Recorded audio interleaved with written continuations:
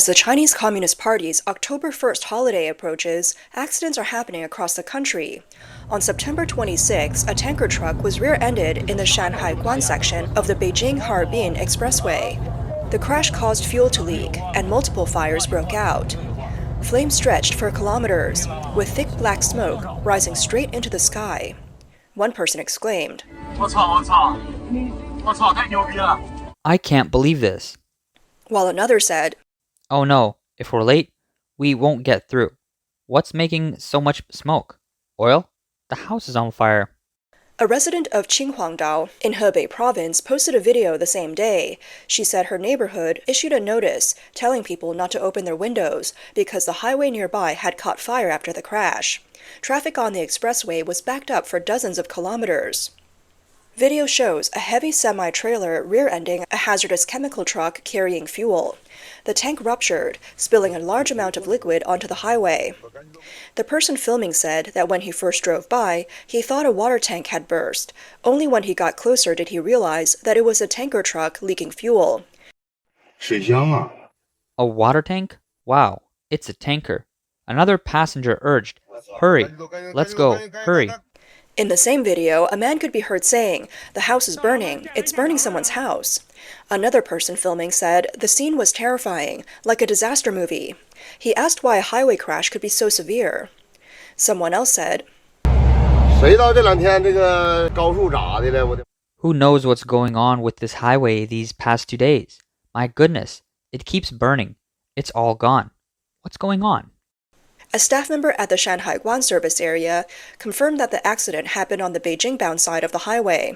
A semi-trailer hit the tanker truck. At around 6 p.m., the fire broke out, and it was not put out until about 8 p.m.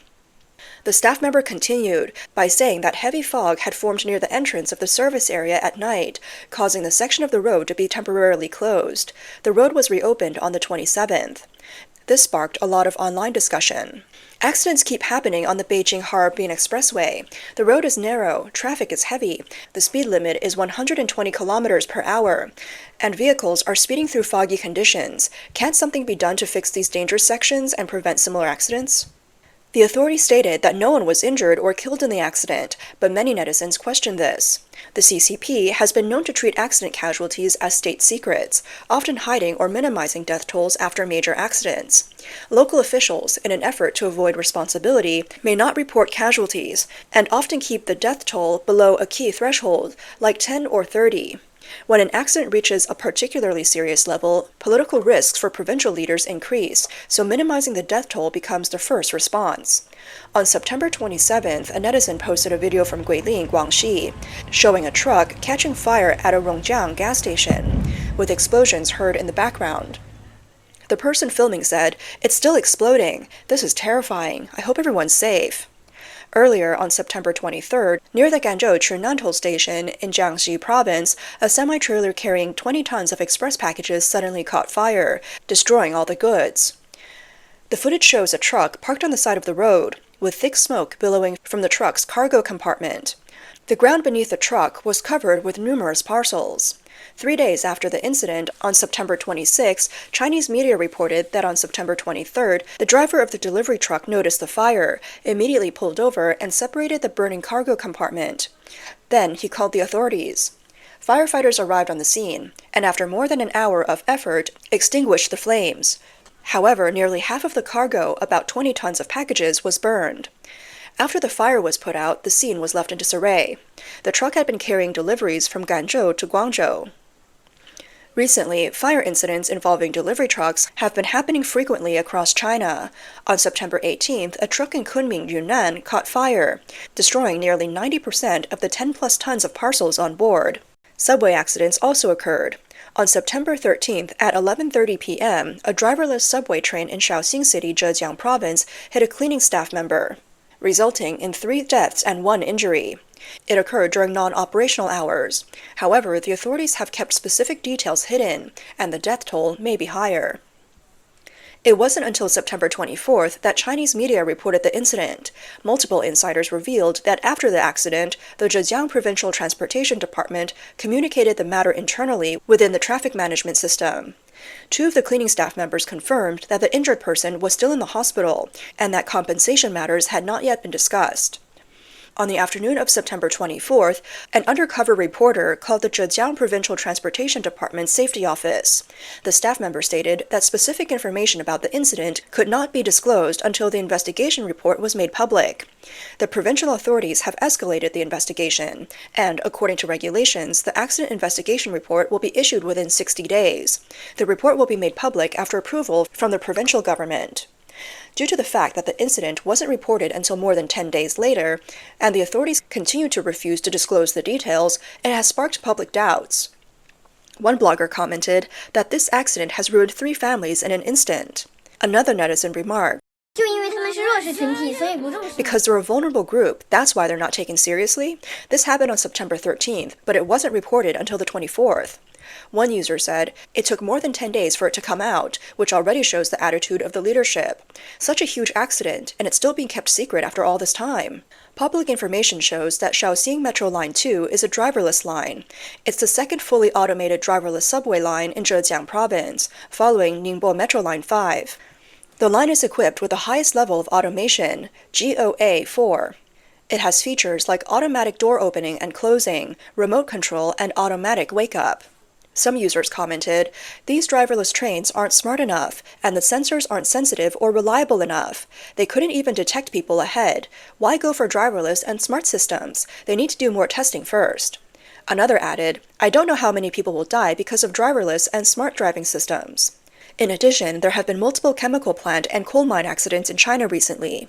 On the evening of September 28th, multiple netizens posted videos about a fire in Jiangshan, Ningbo. Some viewers mentioned that a super large fire broke out on the Gaoya Road in Ningbo, possibly caused by lightning strike in the factory. Others pointed out that the incident occurred in the Jiangshan Industrial Park in Ningbo. However, as of the report, there was no official announcement on the matter. On September 25th at 3 p.m., a fire broke out at Shaoxing Hualun Chemical Company, Zhejiang Province. Earlier, on September 21st at around 2 p.m., an explosion occurred at a chemical company in Hejing City, Shanxi. A video captured by a local resident showed a steel-structured building severely deformed, with the exterior wall twisted and slanted. Debris was scattered on the roadside, and multiple vehicles parked nearby were crushed by falling building debris. The Hejing City Emergency Management Bureau confirmed that the explosion resulted in 1 fatality and 1 injury. The exact cause of the explosion is still under investigation. Several nearby merchants recalled that after the explosion, large amounts of smoke and dust rose into the air, and nearby buildings shook noticeably. Netizens commented, I saw a mushroom cloud right in front of my door. Workers there said it exploded more than 10 times. The glass was within a 2-kilometer radius of residential homes. The glass around the area was shaken. Let's see how many casualties there are. Some netizens questioned the official casualty figures, saying, were there only 2 workers at the scene? The involved company, Shanxi Haolunke Chemical Company, was established in 2017 and mainly manufactures chemical raw materials and products. On September 25th, a roof collapse occurred at the Yulao 1 stone coal mine in Jinping County, Ankang City, Shanxi Province. One of the mine's responsible persons told the media that the accident occurred in the afternoon, and there were 8 people working at the site at the time. 5 of them quickly escaped, but as of 10 p.m., 3 people were still trapped. A roof collapse in a coal mine refers to an unexpected event where the roof of a coal seam collapses, falls, or becomes unstable during mining, resulting in injuries and equipment damage. The person in charge revealed that the mine was undergoing rectification at the time of the incident. The 8 workers were sent to inspect the site, which had been undergoing repairs for a long time and needed further maintenance. On September 6, a violent explosion occurred at a building in Dazhuang Village, Neiqiu County, Hebei. The shockwave shattered glass in nearby shops. Witnesses claimed that even the sign of a nearby police station was blown away. Videos from the scene showed massive flames and thick smoke, with a large mushroom cloud rising into the air, accompanied by the sound of explosions. Another video showed the sign of a service hall being blown off and falling to the ground. A witness told Chinese media that the explosion occurred in a building where fireworks were stored, and they heard the loud popping sounds of firecrackers for a long time. One nearby business owner mentioned hearing a huge bang, and although they didn't see open flames, the thick smoke was overwhelming. They recalled, we couldn't see inside, but we heard the sound of small firecrackers. Local authorities later confirmed the incident, stating that at 11:12 a.m. on September 6, a warehouse in Dazhuang village illegally storing fireworks caught fire. No casualties were reported, and investigations are underway. Netizens commented, "It looked like a battlefield in the Middle East. The explosion was pretty powerful. Even our house shook.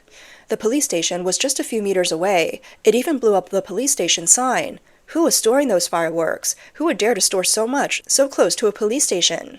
Others speculated, "Some people might have been hurt, but we still don't know if there were fatalities."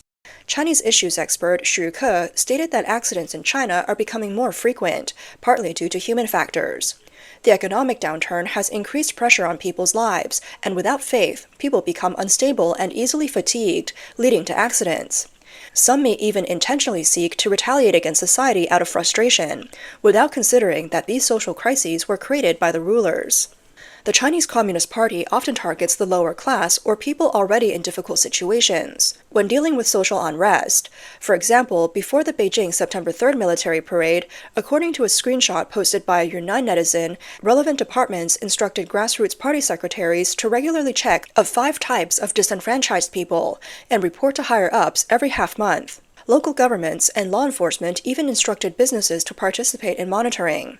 The 5 types of disenfranchised people is a CCP term, referring to people who have failed in investments, those who are disillusioned in life, and those with psychological imbalances, people with broken relationships, and those with mental disorders.